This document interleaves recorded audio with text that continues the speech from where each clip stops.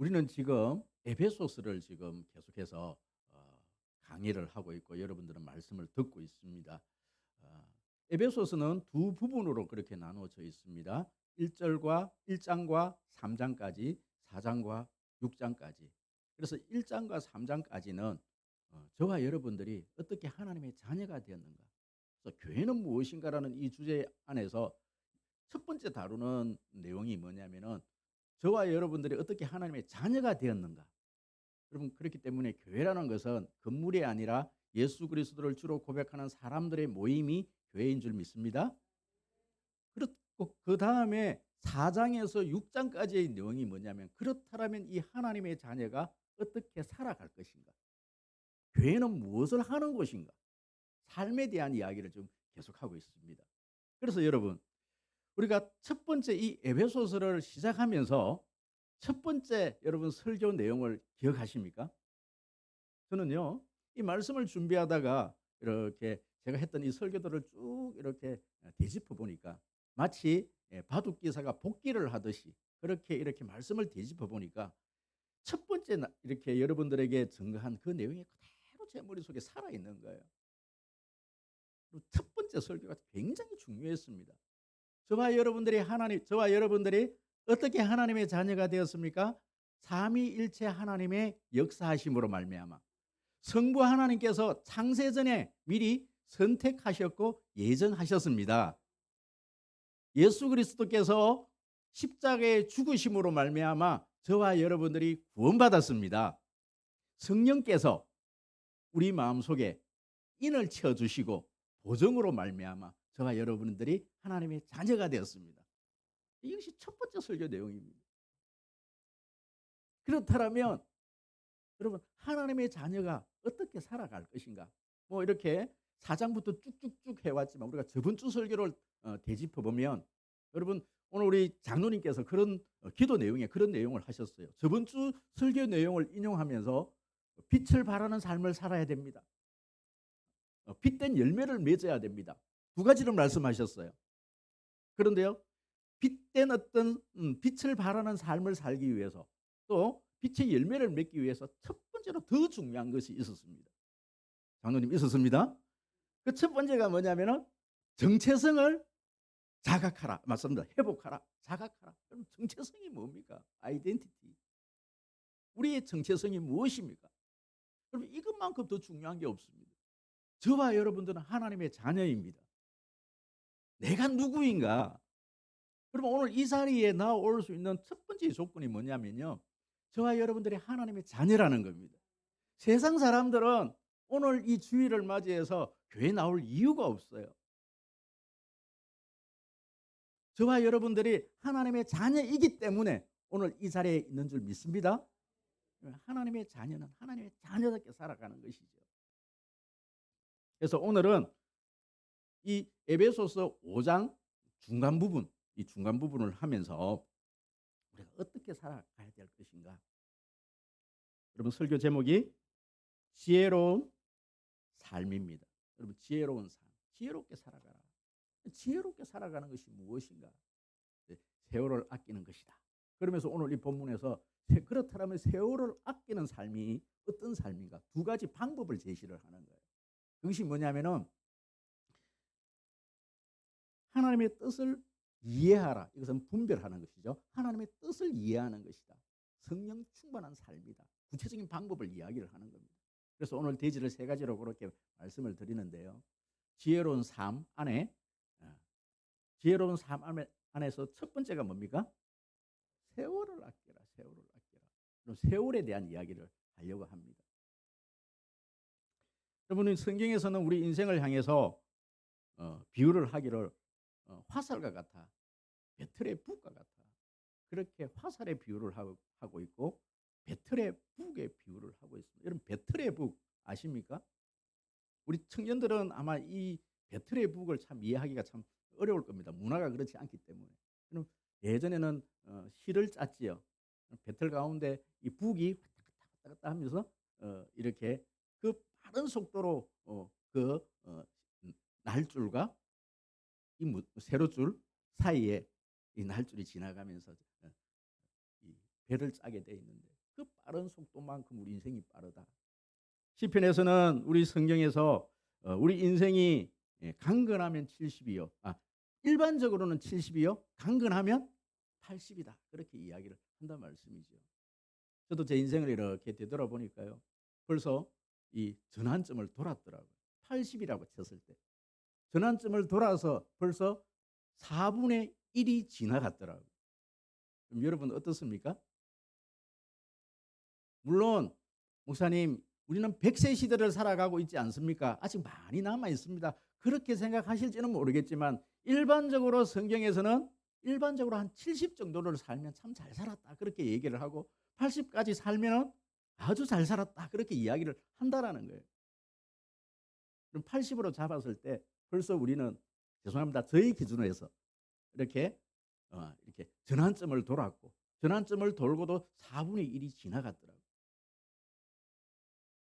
그럼 우리 청년들이 10대를 살아가는 우리 청년들이 있고 20, 30대를 지금 살아가는 청년들이 있고 40대를 지금 살아가는 청년들이 있는데 목사님 저는 아직 많은 인생이 남아 있습니다. 걱정하지 마십시오. 이렇게 이야기하는 분명히 청년들도 있으실 것입니다. 어떤 청년이 아니 저희 교회 청년은 아닙니다. 어떤 청년이 제가 청년사역 청년 담당을 이렇게 할 때 어떤 청년이 저에게 찾아와서 이런 이야기를 합니다. 목사님 저는 인생이 너무 재밌어요. 세상이 너무 재밌다라는 거예요. 살아가는 게 너무 재밌고 술 마시는 것도 너무 재밌고 이 세상이 너무 재밌는데 목사님 제가 이렇게 살다가 성경에 보니까 예수님 십자가에 죽으실 때 한편의 강도가 그때 예수님 믿고 천국 가는데 저도 실컷 이 세상을 좀 즐기다가 마지막 그 순간에 예수님 믿고 천국 가면 안 될까요? 이렇게 저에게 질문하는 사람이 있습니다. 우리 청년이 있었습니다. 우리 교회 청년 아닙니다. 있었습니다. 여러분 어떠십니까? 그럼 좀 세상을 좀 실컷 좀 즐기다가 마지막 순간에 예수를 믿고 가면은 참 세상도 즐기고 우리 영혼도 저 천국에 가고 얼마나 좋을까요? 하지만 여러분 우리는 내가 언제 하나님의 부르심을 받아 저 천국에 갈지를 우리는 내 스스로서는 그것을 알 수가 없다라는 사실입니다. 뿐만 아니라 예수님께서 언제 다시 오실지 그 시간은 아무도 모른다라는 사실입니다. 여러분 그렇기 때문에요. 그럼 우리 청년들 너무너무 그 젊음을 자랑하지 마시기 바랍니다. 여러분들도 제가 예언하건대 곧 40대가 오고 50대가 옵니다. 얼마만큼 빠르게? 화살과 같이 배틀의 불과 같이 그렇게 빨리 찾아온다라는 사실입니다. 그렇기 때문에 우리는요 언제나 준비된 마음으로 살아가야 합니다. 여러분 우리는 이 시대를 일컬어서 말세다 여러분 이렇게 말씀을 하지 않습니까? 우리가 종말론을 그렇게 공부를 할 때 말세라 그랬을 때 그 말세는 언제부터 언제까지가 말세입니까? 예수님이 오신 그 순간 그때부터 이 세상의 말세는 시작되었습니다. 이미 시작되었습니다. 하지만 아직 이 세상은 끝이 나지 않았습니다. 아직 끝이 나지 않았습니다. 그 끝은 예수님께서 이 땅에 다시 오실 그날입니다. 그렇기 때문에 예수님께서 이 땅에 오셨기 때문에 예수님께서 다시 오실 그 중간을 살아가는 그 세대를 살아가는 시대를 우리는 말세 때를 살아간다. 우리는 지금 이 말세 때를 살아가고 있는 겁니다. 이 말세 때를 살아가는 우리는요. 지혜롭게 살아가는 성도들이 지혜롭게 살아가는 방법이 무엇인가? 첫 번째가 뭡니까? 세월을 아끼는 것입니다. 한번 큰 소리를 한번 해볼까요? 세월을 아낍시다. 16절에 오늘 말씀 16절에 보시면 세월을 아끼라 때가 악하니라. 세월이란 이 헬라어로 카이로스라는 이 단어를 사용합니다. 시간이라고 했을 때 일반적으로 카이로스라는 단어를 사용하죠. 그런데 헬라인들은 이 시간을 두 단어로 그렇게 이렇게 사용을 하고 있는데 크로노스라는 시간과 카이로스라는 이 시간을 구분해서 그렇게 사용을 하고 있습니다. 크로노스라는 이 시간의 개념은요. 역사적인 시간을 의미합니다. 우리가 하루하루를 살아가는 그 시간. 과거가 있고 현재가 있고 미래가 있는 쭉 이렇게 직선적인 역사적인 시간을 우리는 크로노스의 시간이다 이렇게 이야기를 하죠. 오늘 이 본문에서 말씀하는 이 시간 세월을 아끼라고 했을 때 이 세월은 이 크로노스의 시간을 의미하는 것이 아닙니다. 이 시간은 바로 카이로스의 시간입니다. 여러분 카이로스의 시간은 어떤 시간인가? 바로 기회 혹은 적절한 때 아주 특별한 시간의 개념을 일컬어서 우리는 카이로스적인 시간이다 이렇게 이야기를 하는 것이지요. 종말론적 시간이요 특정한 시간입니다. 여러분 이것은 이런 의미입니다. 육상 선수가 100m를 이렇게 뛰기 위해서 이번 금요철야 시간에 우리 협동 목사님이 이 비유를 들어서 그렇게 설교를 하시는데 얼마나 마음이 와닿는지. 운동선수가 100m를 달리기 위해서 출발선승에 섰어요. 그때 1, 2초와 평상시에 때 1, 2초의 그 시간의 단어가 같을까요? 그 무게가 다릅니다. 그 시간의 단위는 전혀 다릅니다. 의미 있는 시간, 특정한 시간을 의미하는 것이죠. 수학 능력을 치르는 이 고3 학생들이 9년 동안 그렇게 열심히 공부를 하고 하루 수학 능력 시험이라는 시험을 치르게 되는데 하루의 시간을 보내게 되는데 이 고3 학생의 평상시 어떤 시간들과 그 수학 능력 시험을 치는 그 당일날의 그 하루의 시간이 같을까요? 다를까요? 정말 다를 것입니다. 그 시간은 다른 겁니다. 바로 우리가 일상적으로 살아오는 그 시간은 바로 크로노스의 시간적인 개념이고 그 하루 수학 능력 시험을 치는 수험생이 치르는 그 하루는요 카이로스적인 어떤 시간의 의미를 가지고 있다는 것입니다. 우리가 시한부 인생을 산다고 한번 가정을 한번 해보십시오. 제가 보니까 저희 침대 위에 어떤 버킷리스트라는 어떤 어디 인쇄가 되어 있는 이런 어떤 요만한 어떤 쪽지가 2장이 올려져 있더라고요. 버킷리스트. 저는 분명히 그것을 올려놓지 않았습니다. 누군가는 올려놨을 텐데 왜 올려놨는지는 잘 모르겠지만 버킷리스트 이렇게 쪽지 하나가 올라와 있더라고요. 여러분 시한부 인생을 살아가는 그 사람은요. 버킷리스트에 자기가 죽기 전에 얼마 남지 않은 시간에 내가 하고 싶은 어떤 일들을 목록으로 적어 놓는 것이 버킷리스트 아니겠습니까? 여러분 시한부 인생을 살아가는 그 사람에게는 한 순간순간이 의미가 있고 한 순간순간 그 시간이 얼마나 귀한지 모르고 이 시간을 그냥 지내쳐 버릴 수가 없는 것이죠. 그 버킷리스트에 여러분 이 시한부 인생을 살아가는 이 사람은 이 버킷리스트에 가장 제일 먼저 적는 일이 뭘까요? 가장 하고 싶은 일, 가장 중요한 일, 꼭 해야 할 일을 첫 번째로 적는 것이지요. 반드시 내가 해야 할 일, 내가 하고 싶은 것, 내가 해야 될 일, 그 일을 첫 번째로 적는 것이고 그것을 하기 위해서 다른 모든 일들은 다 다른 순서로 여러분 그렇게 그 일들을 하지 않아야 그 일을 할 수 있는 것입니다. 그 시간 안에. 그럼 그렇지 않겠습니까? 그럼 세월을 아낀다라는 것은요. 종말론을 살아가는 그 사람이 마지막에 내가 꼭 해야 될 일과 하지 말아야 될 일들을 구분하는 것. 꼭 해야 될 일을 하는 것. 준비하면서 살아가는 것. 여러분 그것이 세월을 아낀다라는 의미입니다. 여러분 그렇다면 여러분 세월을 아끼면서 산다라는 것이 구체적으로 어떤 것인가? 마태복음 25장 1절에서 17절까지 여러분 오늘 읽을 시간은 없습니다. 이 본문을 지금 읽을 시간은 없습니다. 하지만 여러분 이 본문 속에서 말세 때를 살아가는 저와 여러분들이 어떠한 삶을 살아가야 될 것인가에 대해서 제가 일단은 세 가지로 정리를 하고 세 번째 거는 다시 그 다음 대지로 이어지는데 일단 세 가지를 먼저 말씀 한번 드려보겠습니다. 그럼 우리가 이 열처녀 비유에서 이 열처녀 비유는 말세대를 살아가는 우리 성도들이 무엇을 하며 어떠한 마음의 자세로 살아갈 것인가에 대해서 그렇게 우리에게 알려주는 비유로 통해서 우리에게 말씀을 해주는 내용이지 않습니까? 여러분 여기에서 세 가지 중요한 원리가 있습니다.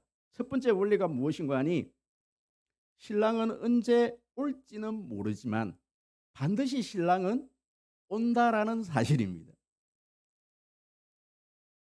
첫 번째 원리는 반드시 신랑이 오십니다. 신랑이 오십니다. 여러분 세상이 이렇게 끝이 나지 않을 것 같지요. 지금 우리가 이렇게 살아가는 이 세상이 지금 내 속에서 내 삶 속에서 크게 뭔가 문제가 일어나고 있지 않기 때문에 우리는 여기에 대해서 항상 괜찮을 것이야 괜찮을 것이야. 아니 설마 오겠어 설마 오겠어. 여러분 노아가 산 위에다가 이렇게 배를 지어요. 배를 산 위에다가 산 꼭대기에다가. 세상 사람들은 이 노아를 향해서 다 미친 영감이라고 막 손가락질을 합니다. 산 꼭대기에다가 배를 지으니까요. 그때 이 세상 사람들이 노아에 가서 묻습니다. 노아 자네 참 이 정신없는 짓을 하고 있는데 왜 이런 짓을 하고 있느냐. 노아가 뭐라고 얘기했겠어요? 하나님께서 물로 이 세상을 심판하신다고 합니다. 하나님께서 반드시 심판하신다고 합니다. 그때 비를 창수같이 하늘에서 그렇게 내릴 때 그때 당신들은 일로 빨리 도망오십시오. 그런데 이 세상 사람들은요. 먹고 마시고 설마 그 일이 나에게 있겠어? 믿지 않았는 거예요. 믿지 않는 거예요. 반드시 신랑은 오십니다. 두 번째 원리입니다. 깨어서 신랑을 맞이해야 된다라는 사실입니다. 여러분 그렇습니다. 다섯 처녀는요 그냥 졸고 있었습니다. 그런데 다섯 처녀는요 또록또록한 정신을 가지고요 깨어서 신랑을 맞이하는 거예요. 신랑을 맞이할 때 신부가 여러분 교회를 향해서 뭐라 그럽니까? 거룩한 신부다. 여러분 교회는 성도입니다. 성도들은 신부들은 신랑을 맞이할 때 여러분 자다가 일어나서 머리가 까치집을 짓고 있고 술에 취해갖고 그렇게 신랑을 맞이할 수는 없지 않겠습니까? 단장을 하고 있고 언제 올지 모르는 그 신랑을 향해서 언제나 립스틱을 바르고 화장을 하고 깨어서 언제나 최고의 나의 어떤 이쁜 상태를 유지해서 신랑을 맞이하는 것이지요. 여러분 한번 생각을 한번 해보십시오. 술집에서 술 먹다가 신랑을 맞이할 수 없지 않겠습니까? 도박장에서 도박을 하면서 음란한 곳에서 음란한 행위를 하면서 신랑을 맞이할 수는 없지 않겠습니까? 깨어서 단장해서 신랑을 맞이할 수 있는 저와 여러분 되어지기를 축복합니다. 세 번째는 반드시 기름을 넉넉히 준비해야 합니다. 기름에 대해서는 이 부분에 대해서는 오늘 끝부분에 가서 다시 말씀을 드리도록 하겠습니다. 기름을 준비해야 됩니다. 이 기름에 대해서는 성령에 대한 이야기니까 마지막 부분에서 다시 설명해 드리도록 하겠습니다. 그렇다면 오늘은 구체적으로 세월을 아끼는 방법 두 가지가 뭐냐? 그 두 가지 중에 첫 번째가 주의 뜻이 무엇인지 이해하라. 우리 17절 말씀 다 같이 큰 소리로 다시 한 번 더 읽어보도록 하겠습니다. 시작. 그러므로 어리석은 자가 되지 말고 오직 주의 뜻이 무엇인가 이해하라. 아멘. 여러분 여기서는 이해하라 이렇게 되어 있는데 로마서 12장 2절에서는 바로 사도 바울이 같은 맥락에서 여러분 이 에베소서와 로마서는 거의 같은 내용이다 이렇게 보시면 되는 겁니다. 로마서 12장 2절에서 보시면 너희는 이 세대를 본받지 말고 오직 마음을 새롭게 함으로 변화를 받아 하나님의 선하시고 기뻐하시고 온전한 뜻이 무엇인지 분별하도록 하라. 할렐루야. 세월을 아끼는 방법은 뭐냐면은 내 뜻대로 살아가는 것이 아니라 하나님의 뜻을 분별해서 하나님의 뜻대로 사는 것입니다. 저는 아주 어린 시절을 초등학교 이 국민학교 시절을 시골에서 보냈기 때문에 요즘은 뭐 그런 일이 없겠지만은요. 사실 우리 초등학교 때만 해도 우리 학교 학생들의 일과가 보통 점심을 먹고 한 2시 3시 이렇게 되어서 그렇게 하교를 하면 집에 가서 꼭 해야 되는 일이 뭐냐면요. 권사님도 그러셨어요? 속골을 반드시 한 망태 이렇게 베어 놓든지 아니면 그 소를 먹이러 가야 되는 거예요. 소 밥을 먹이는 일입니다. 그래서 저희 시골에서는 이 어떤 이 평지에서 소를 이렇게 먹이다가 꼴이 부족하면요 산으로 올라가 다 산지기 때문에 산에 올라가서 그렇게 소를 먹이게 돼 있습니다. 저는 저희 집에 소가 없었습니다. 그럼에도 불구하고 저는 소 먹이는 게 너무 좋아갖고 저희 큰 집 소를 제가 끄집고 가갖고 형들하고 놀라고 또 친구들하고 놀려고 그 큰 집 소를 끌고 제가 소 먹이러 대신 가는 거예요. 소 먹이러 대신 가면은 요즘 청년들 이런 얘기하면 목사님 또 저 얘기한다 또 이런 말씀하실지 모르겠는데 실질적으로 그랬다니까요. 그런 걸 그랬다 그러는 거지 뭐. 소 먹이러 이렇게 가보면 너무 친구들하고 형들하고 놀다 보면요 소를 그저 잊어버려요. 그 산속에서. 근데 소를 잊어버리면요 사실 이 소가 낭떠러지에서 떨어지면요 그 집안 모든 재산을 다 잃어버리는 겁니다.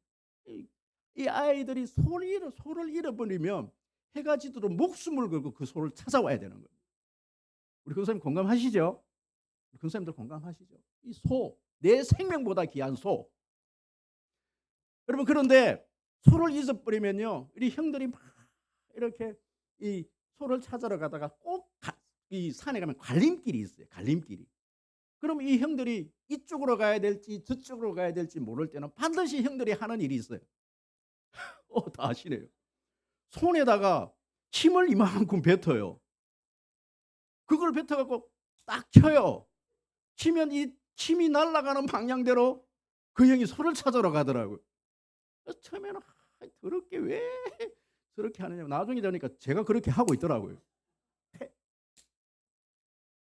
여러분 이게 지금 생각해 보면 그 행위가요 점치는 행위입니다. 어느 쪽으로 갈까요? 여러분 우리가 이 일을 지금도 우리는 지금 하고 있더라니까요.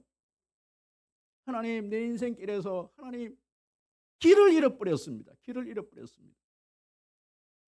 협동 목사님이 금요일 날 이렇게 설교를 하면서 길 하면 생각나는 게 뭐냐고 막 계속 성도들한테 물었어요.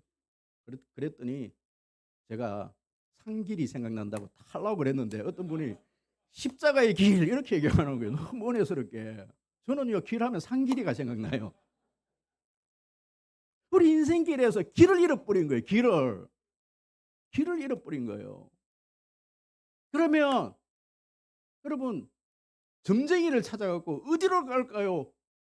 침은 안 뱉었지만 우리 인생길을 점쟁이한테 물으러 가는 거예요.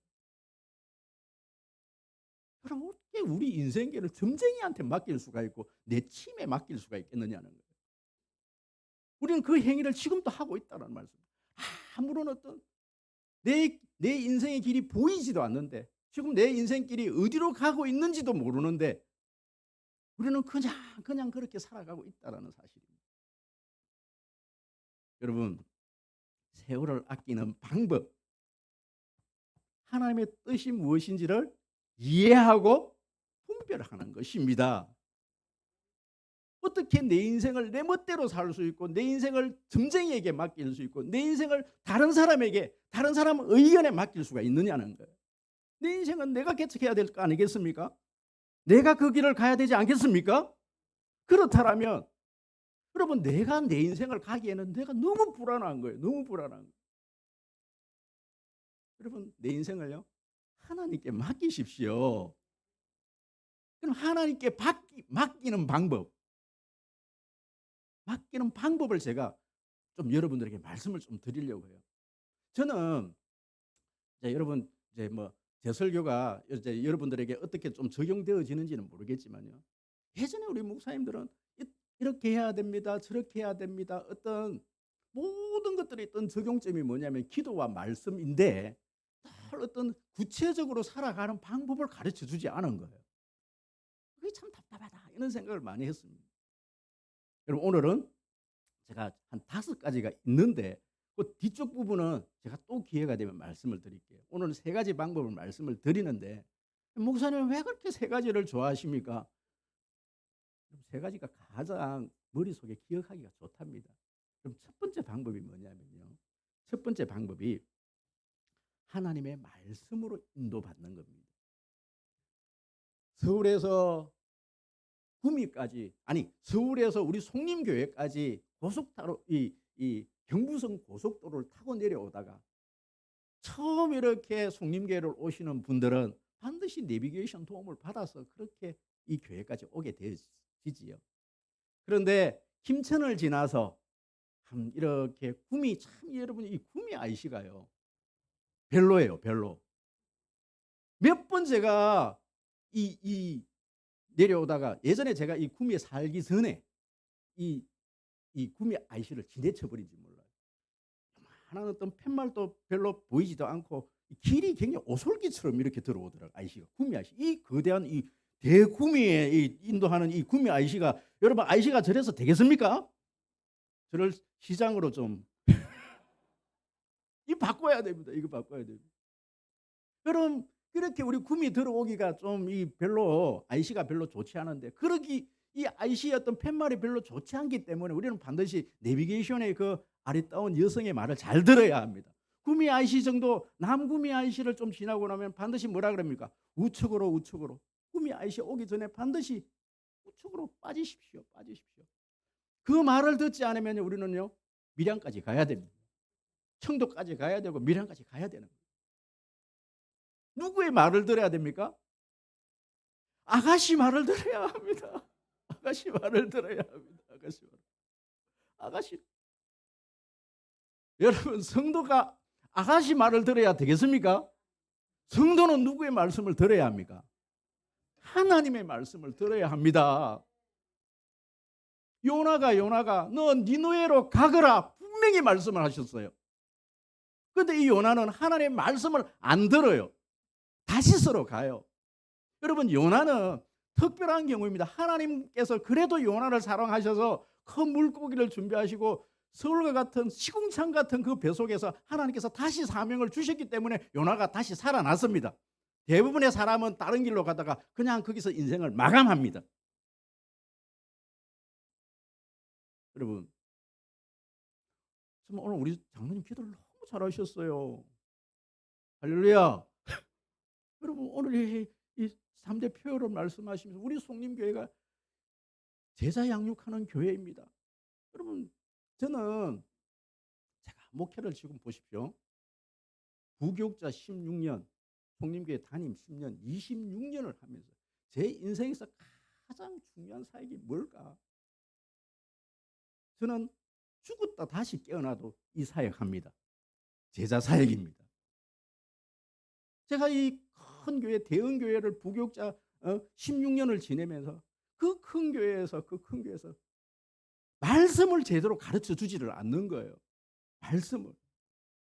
그랬더니 이 교회가 늘 예배드리고 우리 숫자 많다 늘 그렇게 자랑하다가 코로나가 터지고 온 교회들이 다 무너지는 거예요. 성도들이 제대로 말씀을 제대로 배우지를 않는 거예요. 하나님의 음성 듣는 법을 배우지를 않는 겁니다.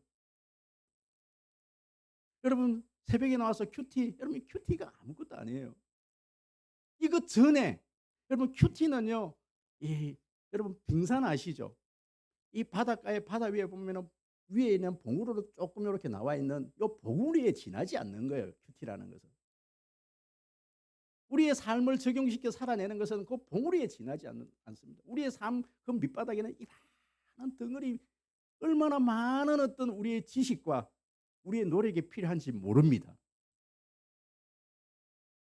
열매는 2가지 원리, 정말 중요한 2가지 원리. 심는 대로 열매는 거둡니다. 뿐만 아니라 우리가 그 씨앗의 껍질이 죽어야만이 그 새싹이 돋아나는 것입니다. 그럼 심는 대로 거둡니다. 심는 대로.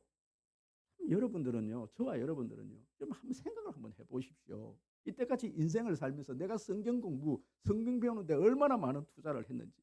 우리는 학교에서 12년 공부를 하면서 9년, 4년, 13년의 공부를 하면서 많은 시간들을 내 인생의 직업을 구하기 위해서 내 인생을 살아가기 위해서 학교에서 공부하는 그 시간들의 양을 한번 보십시오. 그런데 내가 정작 내 인생의 문제를 두고 내 영혼의 문제를 두고 내가 성경 공부하는데 얼마나 어떤 시간들을 투자했는지, 일주일에 얼마만큼의 시간을 투자했는지, 여러분 인생 전체를 놓고 한번 그것을 한번 분석을 한번 해보십시오. 여러분, 하나님의 말씀을 배워야 합니다. 말씀을 들어야 합니다. 제대로 배워야 합니다. 말씀으로 하나님의 말씀의 잣대가 서 있어야만이 분별이 됩니다. 영분별의 은사는 하나님의 말씀을 가지고 분별을 하는 겁니다. 두 번째는 바로 상황과 환경입니다. 상황과 환경으로 우리는 하나님의 뜻을 분별합니다.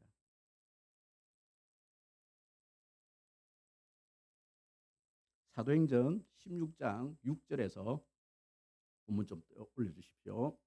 우리 다 같이 큰 소리로 한번 읽어보도록 하겠습니다. 여러분 오늘 죄송하지만요, 오늘은 제가 시간으로 딱 25분 되면 그냥 끝낼게요. 그리고 이 뒷부분이 사실은 오늘 한 양만큼 남아있기 때문에 제가 그 뒷부분은 다음 주에 또 할게요. 왜 그러냐면 너무 이렇게 바쁘게 가다 보면 할 말씀을 다 전하지 못하지 않습니까? 준비는 했지만 오늘은 그렇게 하겠습니다. 그래서 하는 데까지 한번 가보십시다. 오늘 말씀 듣도록 하겠습니다. 시작. 그들이 브르기아와 갈라디아 땅으로 다녀가 무시아 앞에 이르러 비두니아로 가고 예수되 예수의 영이 허락하지 아니하는지라 무시아를 지나 갔는데 밤에 환상이 바울에게 보이니 마게도냐 사람 하나가 서서 그에게 청하여 이르되 마게도냐로 건너와서 우리를 도우라 하거늘. 여러분 이게 뭐냐면 바울 일행이 계속해서 지금 아시아로 가서 복음을 전하려고 하는데 성령이 그것을 막으셨단 말이에요. 문을 닫으셨단 말씀입니다. 그랬더니 다시금 이게 뭘까 이 사울 일행이 기도하니까 지금 어디에서 꿈에 밤에 잠을 자는데 환상이 보이는데 지금 어디에서 손짓을 해요? 마게도냐, 이것은 유럽입니다. 유럽. 그리고 유럽 쪽에서 우리를 도와달라고 하는 거예요. 그래서 이 바울 일행이 아시아로 가지 않고, 아시아로 가는 것은 누구 뜻? 바울의 일행이 있대. 바울과 바울의 일행이 있던데 하나님이 그것을 막으시고 계속해서 막으시는 거예요. 막으시니까 다시 기도해 보니까 기도하는 가운데 하나님께서 환상 가운데 어디를 가거라? 유럽으로, 마게도냐로 가거라. 여러분 우리 인생에 있어서 자꾸 길이 막히지 않습니까? 길이 막히면요, 그럼 하나님께 물으셔야 됩니다. 하나님 왜 이렇습니까? 내가 아무리 지금 사업을 지금 이렇게 이것을 계획하고 하는데 잘 안 되면요, 자꾸 하나님께 물으셔야 됩니다. 학생이 공부를 하고 자꾸 시험에 떨어진다? 물으셔야 합니다. 여러분 이 직장을 자꾸 두드리는데 이 직장의 문이 안 열린다? 물으셔야 합니다. 하나님 어디에 하나님의 뜻이 있습니까? 환경으로 하나님께서 인도하시는데 어떻게 인도하시느냐? 여러분 창세기 24장 14절과 19절 20절 우리 한번 읽어볼까요? 요 앞에 떠 있습니다. 시작. 한 소녀에게 이르되 너는, 그의 대답이 내가 당신의 낙타에게도 마시게 정하신 자라. 이로 말미암아 주께서 내 주인에게 은혜 베푸심을 내가 알겠나이다. 19절 20절요. 다 같이 시작. 마시게 하기를 다하고 이르되 당신의 낙타를 위하여서도 물을 길어 그것을 배불리 마시게 하리이다 하고 급히 물동이의 물을 구유에 붓고 다시 길어 우물로 달려가서 모든 낙타를 위하여 깃는지라. 많은 성도님들이 저에게 하는 말씀은 목사님, 제가 하나님의 뜻을, 기도의 응답을 어떻게 받아야 될지를 모르겠습니다. 내가 지금 상황이 너무나 급박하고 힘든데 내가 어떻게 하나님의 뜻을 분별해야 될지, 응답을 드려야 될지 모르겠습니다. 여러분 그런 분들은요. 사사기 6장 36절에서 40절 읽으면서 표적기도라는 기도가 필요합니다. 여러분 이 표적기도 오늘은 지금 말씀드리지 않습니다. 첫 번째는 표적기도가 필요하고요. 이 지금 두 번째 우리가 읽었던 이 창세기 같은 경우는 지금 아브라함이 자신의 아들 이 며느리를 구하는데 종 엘리에셀을 보내는 거예요. 얼굴도 한번 안 보고 엘리에셀을 보내면서 내 며느리감 구해오느라. 참 그죠? 말도 안 되는 소리를 지금 하고 있어요. 여러분 얼굴 안 보고 결혼할래요? 우리 청년들? 아버지가 정해놓은 그 남자 있거든. 우리 나윤이 보자. 아버지가 지금 정해놨거든. 아니 정해놓은 게 아니고 정해놨거든. 예를 들면 정해냈다라면 얼굴도 안 보고 그 남자하고 결혼할 수 있겠나? 안 된대요. 안 됩니다. 안 됩니다. 안 됩니다. 여러분 지금 이 아브라함이 며느리를 구하는데 아들 이삭의 부인을 구하는데 얼굴도 한번 안 쳐다보고 엘리에셀 보고 네 구해오라. 여러분 이 엘리에셀이 여러분 얼마나 이 큰 무거운 짐을 가지고 나가며 그러면서 기도를 하는 거예요. 하나님이 순적히 만나게 해주십시오. 그러면서 14절 내용의 기도를 하는 겁니다. 내가 어디를 누구를 만나야 될지 모르겠습니다. 하지만 내가 요런 일들을 했을 때 요렇게 반응하는 그 사람을 하나님께서 허락하신 여인으로 알겠습니다. 14절 다시 볼까요? 14절요. 아니 이거 말고요. 창세기 14절요. 24장 14절. 그러니까 한 소녀에게 이르기를 청하건대 너는 물동이를 기울여 나에게 내가 물 좀 달라라고 이야기하면 나에게도 물을 줄 뿐만 아니라 이제 선물로 주려고 데리고 갔던 이 낙타 열필에게도 어떻게 물을 마시게 물까지 내주는 그 여인이라면 여러분 이것은 있을 수가 없는 얘기들. 왜냐하면 그 중동에 지금도 저 이슬람 쪽에서는 그죠? 이 중동 쪽에서는 외간 남자하고도 이야기도 하지 않습니다. 그런데 물을 달라 했을 때 나에게도 물 줄 뿐만 아니라 내가 가지고 간 그죠? 낙타에게도 그 물을 주는 그 사람이면 누구? 며느리다. 며느리가 될 것이다.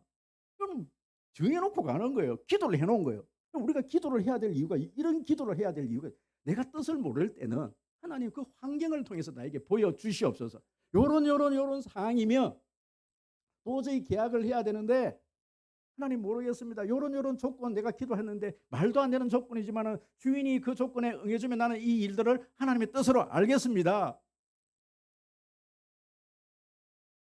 저희 아내가 이 예수를 믿고 6년 동안 남편감을 위해서 기도를 한 기도 이 제목을 저를 만나서 보여주더라고요. 접니다. 전데 거기에 뭐가 없느냐면요. 키가 없어요. 키가 없다니까요. 그래서 우리 청년들에게 적어라. 기도 제목을 요런 기도를 해놓지 않으면 그렇게 기도를 해놓지 않으면요. 그 사람이 옆에 나타나도 모른다니까요. 지나가 버린다니까요. 이 환경을 통해서 하나님의 응답을 받습니다. 세 번째, 이제 성령에 의해서 인도받는 거. 요거는요. 다음 주에 제가 요 부분에 대해서 시간이 너무 많이 갔습니다. 오늘 이렇게 해도 될까요? 그 대신에 우리 찬양 한 곡 하시면서 우리 같이 마무리를 짓도록 하겠습니다. 마지막 날에